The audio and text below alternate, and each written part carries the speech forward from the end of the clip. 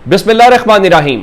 लाखों करोड़ों दुरूदो सलाम मोहम्मद मुस्तफ़ा सल्लल्लाहु अलैहि वसल्लम और आले मोहम्मद पर। मैं हूं उमर दराज गोंदल। आज एक खबर जम्मू कश्मीर से, मकबूजा जम्मू कश्मीर से थी, जहां लाइन ऑफ कंट्रोल के करीब इंडियन फौजियों ने आपस में 2 यूनिट्स लड़ पड़ी और 5 फौजी मारे जाने की खबर दी। अब अगली खबर जरा सुनिए। इंडिया का हाजिर सर्विस लेफ्टिनेंट जनरल आज मोदी सरकार को सीधा हो गया है। आज अगर आप जाएंगे और सिर्फ आप गूगल कर लें और वहां पे आप एक नाम लिखें तो आपको बहुत सारी चीजें जो हैं वो क्लैरिटी के साथ सामने आ जाएंगी। और आप वहां पे सिर्फ जो है एमवी कुमार लिखेंगे। उनका पूरा नाम बेसिकली है लेफ्टिनेंट जनरल एमवी सुचिंद्रा कुमार। अब बताया गया है कि उनको हटा दिया गया है। और हटाया क्यों गया है, इत्तलात तो यह है कि बताया गया जी वो ना सिक्योरिटी लैप्स की वजह से उनको हटाया गया है और उनकी जगह पे जो लेफ्टिनेंट जनरल प्रतीक शर्मा हैं उनको लगा दिया गया है। इनकी जो नॉर्दर्न कमांड है, जो जम्मू कश्मीर को देखती है, इस सारे रीजन को, पाकिस्तान और चाइना से मुतल्लिक जो है। अब खबरें क्या हैं कि ये आखिर हुआ क्या है और उनको कहां पे वहां पे हटाया गया है, या इस दौरान जब आप ये सारी सूरत हाल कर रहे हूं तो अचानक आपने कोर कमांडर एक लिहाज से बदल दिया, तो उसकी वजूहात क्या हैं। तो ये जो एमवी कुमार हैं उनके मुतालिक बताया गया है कि अब आप कह तो यही रहे ना जी सिक्योरिटी लैप्स है, लेकिन इतलात ये है कि एमवी कुमार ने बताया कि जो सारा तमाशा है आप उनके ऊपर दबाव डाल रहे थे कि पाकिस्तान के खिलाफ कोई स्टेटमेंट लेना या इस किस्म का बयान लेना, लेकिन जर्नैल साहब ने अपनी सरकार के चेहरे के ऊपर जो वो मास्क था या नकाब था उसको उतार दिया है। और पहलगाम का जितना फॉल्स फ्लैग उनकी एजेंसीज ने किया है और जिस मुल्क के साथ किया, उस नाजायज मुल्क के साथ मिलके, उसका सारा भांडा भारतीय जनरल एमवी कुमार ने फोड़ा है। और उस हवाले से वो कहते हैं कि पहलगाम वाकया पाकिस्तान से नहीं बल्कि हमारे अपने मुल्क से ही हुआ है। यानी भारत का वहां का कोर कमांडर जो वहां पे ड्यूटी पे है, जिसकी रिस्पॉन्सिबिलिटी है, जिसकी डोमेन है, वो खुद नहीं मान रहा, जिसकी बुनियाद के ऊपर ना सिर्फ उनको हटा दिया गया है, उनको फारिग कर दिया गया है, उसके साथ उनको फौरी तौर पे राजनाथ सिंह ने न्यू दिल्ली तलब कर लिया है ताकि उनकी डीप ब्रीफिंग जो है वो की जा सके।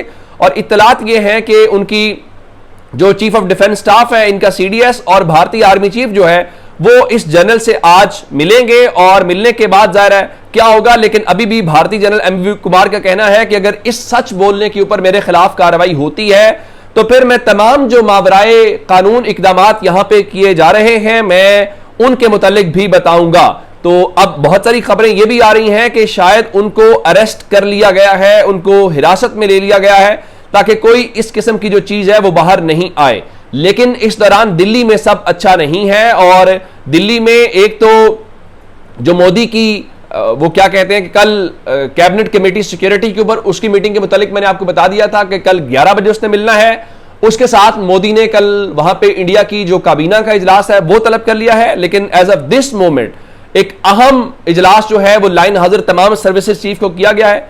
न्यू दिल्ली के अंदर एक अहम इजलास इस वक्त चल रहा है जिसको मोदी चेयर कर रहा है और मोदी के साथ उसकी दाएं जानिब बैठा हुआ है राजनाथ सिंह, और राजनाथ सिंह के अलावा उसके सामने मोदी की लेफ्ट साइड पे बैठा हुआ है उनका national security advisor Ajit Doval. बाकी 4 लोग कौन है, एक उनका सीडीएस बैठा हुआ है और बाकी एक आर्मी चीफ है, नेवल चीफ है, एयर चीफ है। इसका मतलब यह हुआ कि अगले चंद घंटों के अंदर चीजें आपको जरा और सूरत हाल के अंदर होती हुई दिखाई देंगी। ये आला सतह मीटिंग है जो इंडिया के अंदर किसी भी लेवल के ऊपर डिसीजन मेकिंग के हवाले से हो सकती है, वैसी ही जैसे नेशनल सिक्योरिटी कमेटी हमारे यहां होती है। लेकिन उनकी ये जो डिफेंस से रिलेटेड डिफेंस चीफ और सर्विसेज चीफ और नेशनल सिक्योरिटी एडवाइजर के साथ पहली मीटिंग है, लेकिन जो कैबिनेट की सिक्योरिटी कमेटी है उसकी कल दूसरी मीटिंग जो है वो होगी। लेकिन अब कुछ चीजें और भी हैं जो आपको बताया जाना जरूरी है। जिस तरह कैबिनेट का इजलास इन्होंने बुलाया, उसके साथ पाकिस्तान ने अब से थोड़ी देर पहले एक फुटेज जारी की है जो मैं आपको दिखा भी देता हूं। ये जहां पे गोल दायरा है और उसके साथ ये गोल दायरा, ये वादी लीपा की एक फुटेज है और उस फुटेज के अंदर दिखाया गया है कि लीपा के अंदर जहां पे इंडिया ने फायरिंग शुरू की, उस फायरिंग के जवाब में पाकिस्तान ने 2 इनकी चेक पोस्टें जो हैं वो बॉर्डर के ऊपर उड़ाई हैं, जिसकी बाकायदा सीसीटीवी फुटेज जारी की गई है। और इंटरनेशनल जो मिलिट्री को ऑब्जर्व करने वाले अकाउंट्स हैं वो भी इस वीडियो को लेकर उसको रिपोर्ट कर रहे हैं, जिसमें क्लैश रिपोर्ट एक सबसे बड़ा अकाउंट है वो भी उसको रिपोर्ट कर रहा है। तो इसका मतलब है कि चीजें थोड़ी उस तरफ जा रही हैं। अगली खबर जो अब इंडिया ये कर रहा है तो पाकिस्तान क्या करने जा रहे हैं, पाकिस्तान क्या कर सकता है। एक तो ख्वाजा आसिफ ने बताया था कि हमें जो कुछ स्ट्रेटेजिक डिसीजंस लेने थे वो डिसीजंस लिए जा चुके हैं, वो लेने नहीं है, वो लिए जा चुके हैं। अब उस हवाले से एक डेवलपमेंट ये है कि अब से थोड़ी देर बाद या जब आप वीडियो देख रहे हो, शायद उस वक्त हो चुकी हो या हो रही हो, इस पिंडी के अंदर एक अहम प्रेस कॉन्फ्रेंस है और वो डीजी आईएसपीआर की आज प्रेस कॉन्फ्रेंस है। जाहिर है कि वो इंडिया रिलेटेड और जो कुछ चल रहा है इस सिनेरियो के अंदर वो एक अहम प्रेशर हो सकता है। अब उसमें क्या पाकिस्तान मैसेज कन्वे करता है या पाकिस्तान क्या एविडेंस रखता है या पाकिस्तान की वो लाइन बड़ी इंपॉर्टेंट है।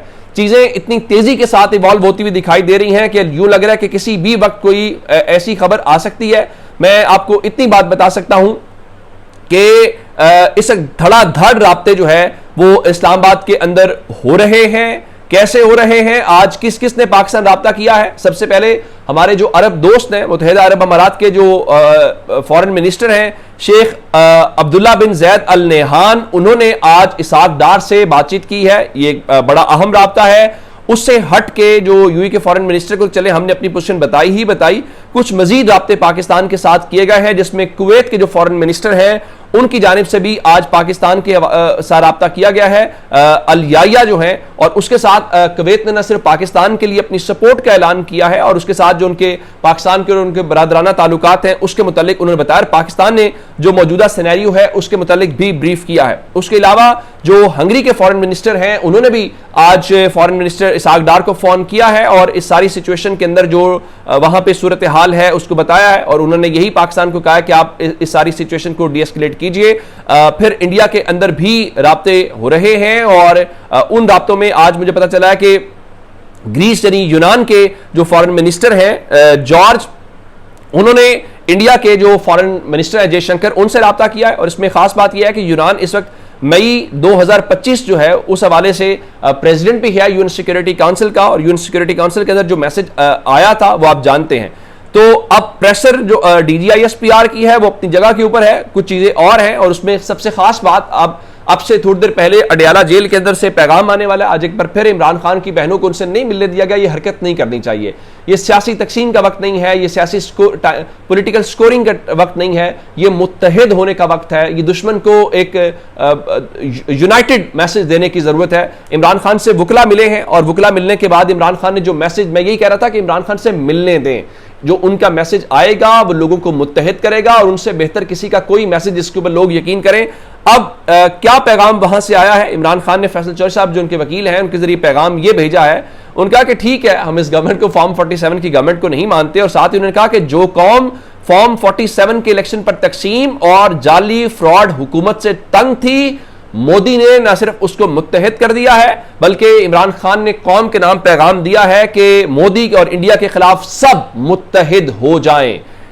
मेरा ख्याल है, मैंने आपको पहले भी कहा था, अगर इमरान खान इस मुल्क के अंदर मुत्तहिद वो मुहिब्बुल वतन नहीं, हुब्बुल वतन नहीं है, तो फिर कोई भी मुहिब्ब वतन इस मुल्क के अंदर इमरान खान से बढ़ के नहीं है, जिन्होंने सारी उम्र पाकिस्तान का नाम रोशन किया, पाकिस्तान का झंडा सर बुलंद किया। तो इमरान खान को जैसे ही कम्युनिकेशन का मौका मिला है तो उनका पहला मैसेज वहां से यही है कि आप इंडिया के खिलाफ जो है वो मुत्तहिद हो जाए। अब इंडिया एक जानिब बड़े बड़े इजलास कर रहा है। अब दूसरी खबर यह है कि जो पाकिस्तान ने इनका एक वो पीके सिंह नामी बीएसएफ का जवान पकड़ा हुआ था, जिसके ऊपर इतलात ये हैं कि मीटिंग्स भी हुई हैं, लेकिन अब वो इसके ऊपर हो गया जी हमारा जो जवान है पीके सिंह वो लापता हो गया है, क्योंकि उसको रेंजर्स की जो चेक पोस्ट है उससे मूव कर दिया गया है और उसके जो वेयर अबाउट्स हैं उसका कुछ इल्म नहीं है। द हिंदू इस हवाले से कह रहा है और उनका जी ये बड़ी इंपॉर्टेंट डेवलपमेंट है और ये जो है बड़ी अजीब सी सूरत हाल है। तो जब आप इस किस्म के पंगे लेंगे तो फिर आपको इस किस्म का जवाब भी मिलेगा। तो अब तक के अपडेट से अपना बहुत सारा ख्याल रखिएगा। खुदा हाफिज।